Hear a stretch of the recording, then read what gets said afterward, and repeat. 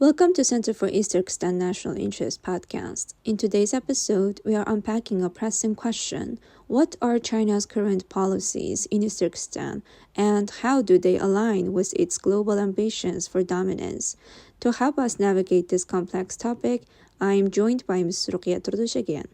So, Ms. Ruqya Turdush, some observers have said that China has slightly relaxed its policies in East Turkestan since 2023. Could you share your thoughts on the current situation in East Turkestan? And is there any relaxation in the Chinese government's oppressive regime? And what are its current policies in East Turkestan? Thank you. It's not secret to the world that since 2017, the Chinese government implemented genocidal policies in East Turkestan, destroyed 1 to 3 million Uyghurs and other Turks in re-education camps, removed 900,000 Uyghur kids from their home for signification after detaining their parents, even though some of these detained Turks were released from the re-education camps. They were not released to the society unless they are very, very ill or disabled. They were sent to forced labor camps or long-term imprisonment. Islam, which is the major religion in the region, was completely banned. Uyghur language are not allowed at the school. Uyghur women are directly or indirectly are forced to marry with Han Chinese. The Chinese government have succeeded in these genocidal policies after destroyed people in East Turkestan in part. Then they start to rapidly expand their marching to the west strategies through East Turkestan and through the new Silk Road project. I could describe or conclude China's current strategic policy in East Turkestan in 3 points. One, I can say that hide and lie. Second is rapid development of so-called Xinjiang. And third is expand its influence and establish and control over Euro-Asian heartland. Thank you for breaking that down. It's interesting to hear how the situation has evolved. Now, could you explain the hide and lie strategy that you just mentioned? We know that China wants to take over United States hegemonic status, and to gain this goal, they have to put effort on their soft power and gain more allies in international world. So to do that, they have to build their reputation in international world, the good reputation, and hide Uyghur genocide. Especially most of their allies are Muslim countries, from the Muslim countries. But they have these, the Chinese government detained, executed, and tortured so many people in East Turkestan just because they are Muslim, just because they believe in religion, just because these people are indigenous to the East Turkestan that colonized by China. And their main identity is Muslim and Turks. They are racially different than Han Chinese. So how they could hide their crime against these people's religious beliefs and the national identity? So what they did is they have labeled entire Uyghur and other Turkic population as a religious extremist, terrorists, and attacked them and destroyed almost half of the population in the region through various genocidal policies. But arbitrary arrest, torture, and execution still exist right now in many ways, in hidden way. Forced labor is still widely exist. And recently, they intensified using several propaganda tools and show the world that there is no genocide and no forced labor and everything is normal. One of these propaganda tools was the Islamic school in Urumqi that directly controlled by the Chinese Communist Party. Just last week, the Ma Xingrui, the secretary of the so-called Xinjiang Uyghur Autonomous Region Party Committee, visited this school and several mosques that kept by China as a showcase to show the foreign journalists. And when he visited there, he repeated Chinese Communist Party's strict policy that they have implemented since a long ago, that sinification of religion. And he said that build a strong sense of community for Chinese nation, that religious believers closely united around the party. They closely united around the party. He also emphasized enhancing the so-called five identities, which I can say that five Chineseness that mentioned in Xi Jinping's speech. Ma Xingrui repeated signification of religion and reinforced the discipline of Marxist religious studies also. However, these statements are absurd because the notion of uniting religious believers closely around the Communist Party is basically conflicts with the core notion of Islam, or core ideology of Islam, or any other faith, or any other religion for that matter. To achieve this so-called unity, Islam would have to align itself with the Communist Party's Marxist ideology. Yet, Marxism is inherently views religion as the opium of the people. Marxism is a belief system that opposes all forms of religious practice. So how then can genuine religious believers unite with a party whose ideology fundamentally reject their beliefs or their faith? It's an illogical and deceptive policy that created to mask the Chinese Communist Party's underlying hostility toward religion, any religion. At the same time, these so-called religious believers that Ma Xingrui mentioned, or Chinese government referred to, are often individuals trained and manipulated by the Chinese Communist Party to serve its interests, to serve a party's interest. So what they follow is not true Islam, but a distorted version of religion designated to align with the Chinese Communist Party's political goals.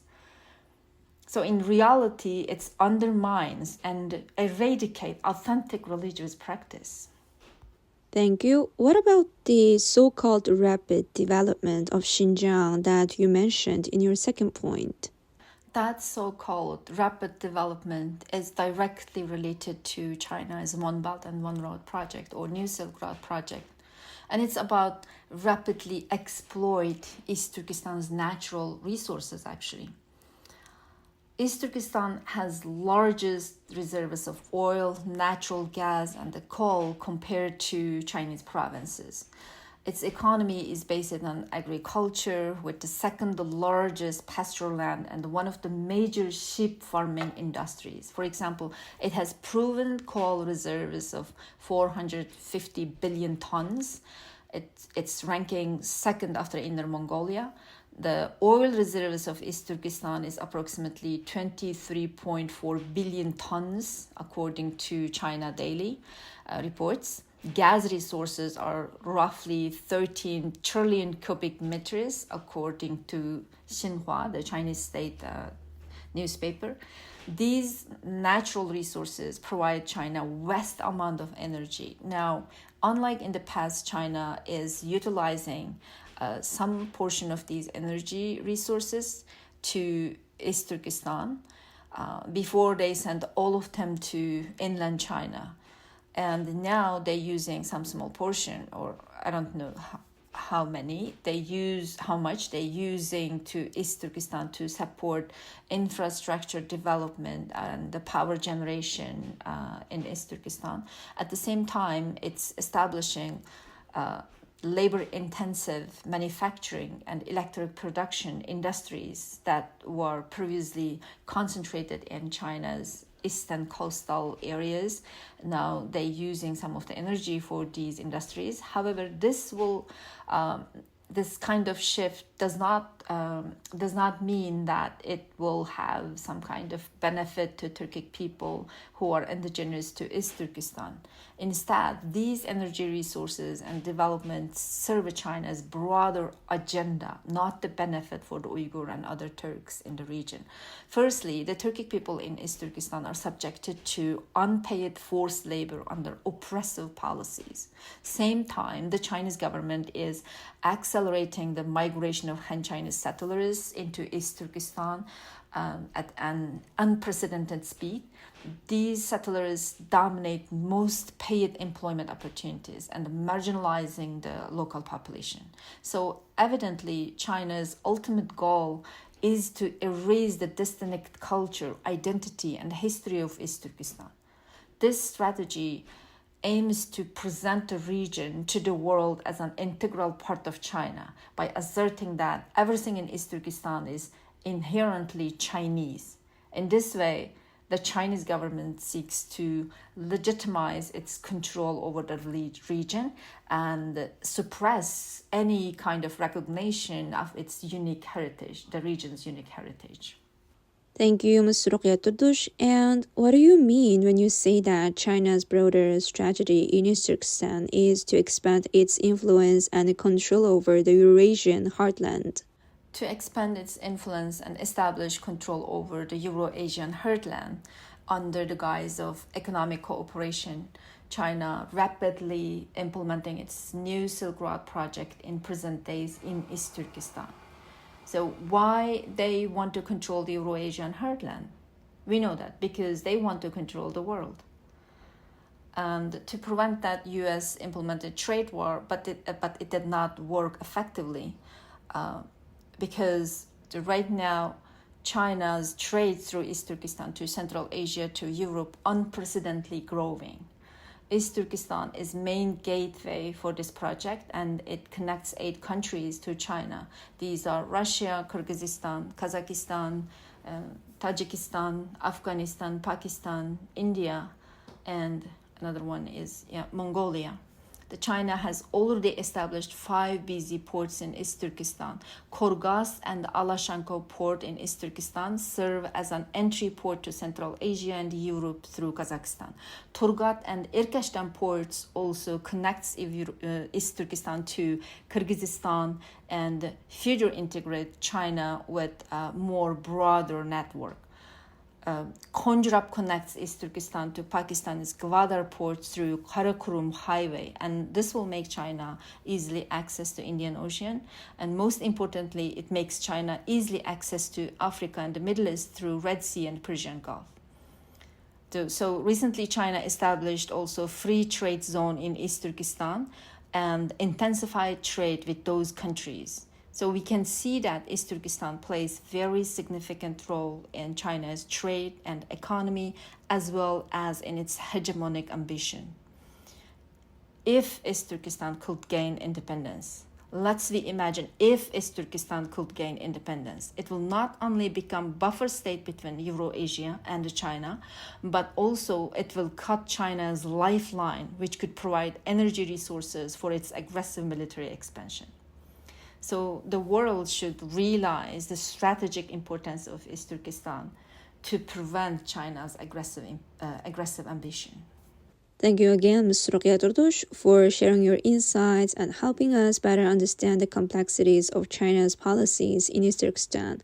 This conversation has shed light on the broader implications of these strategies, not just for the Uyghur people, but for the global community. As always, it's up to us to stay informed and continue amplifying the voices of those impacted. Thank you to our listeners for joining us today. Until next time, take care and stay engaged.